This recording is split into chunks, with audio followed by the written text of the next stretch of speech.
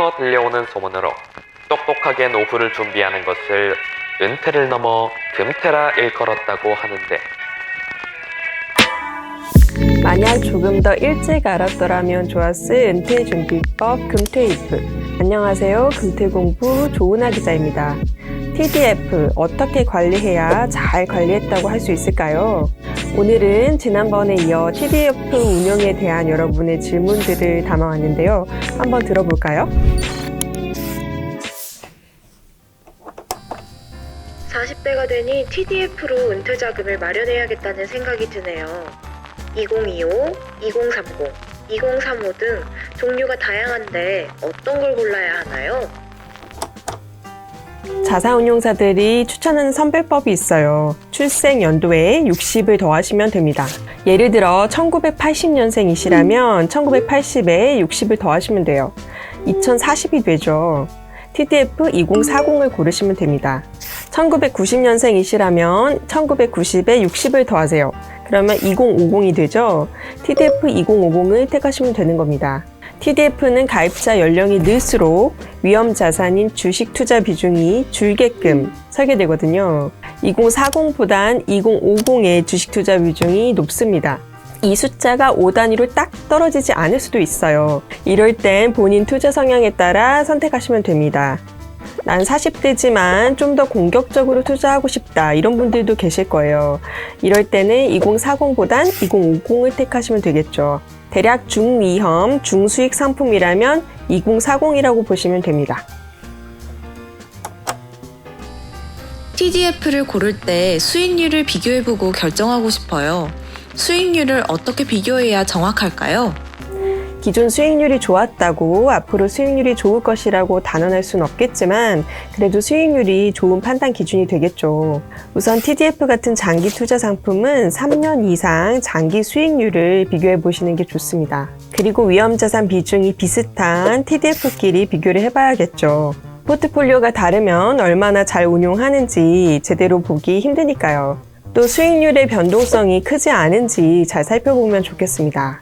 수익률의 변동성이 높으면 장기적으로 안정적인 수익을 내지 못할 수도 있습니다.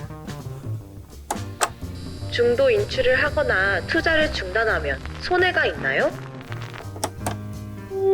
먼저 IRP 계좌나 DC 계좌에서 투자할 땐 중도 해지하지 않으시면 계좌를 유지만 하시면 불이익은 없습니다.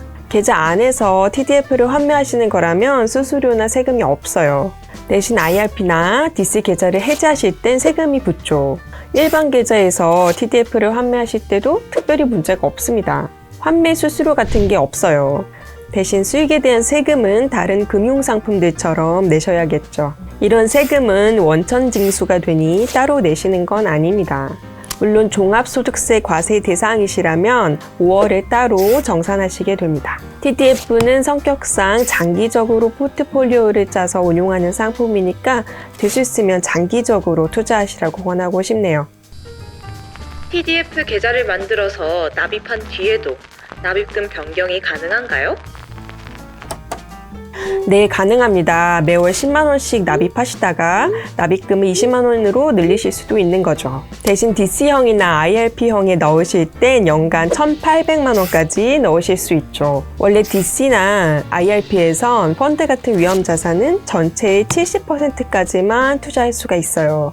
TDF도 펀드니까 위험 자산에 해당하잖아요. 그래서 투자가 힘들 수도 있지만 TDF는 예외적으로 100%까지 투자하실 수 있습니다. 다만 적격 TDF라고 지정되신 것만 투자하실 수가 있어요. 적격 상품은 법에 몇 가지 조건이 정해져 있습니다. 예를 들면 주식 편입 비중이 가입하실 시점에는 80%를 넘으면 안 되고, 그리고 은퇴하실 때는 40%까지 줄어야 합니다. 비교적 안전하게 설계된 TDF가 적격 상품으로 지정돼 있는 거죠. 요즘 환율 변동이 엄청 심하잖아요. 아무래도 환해지를 한 상품을 고르는 게 낫나요?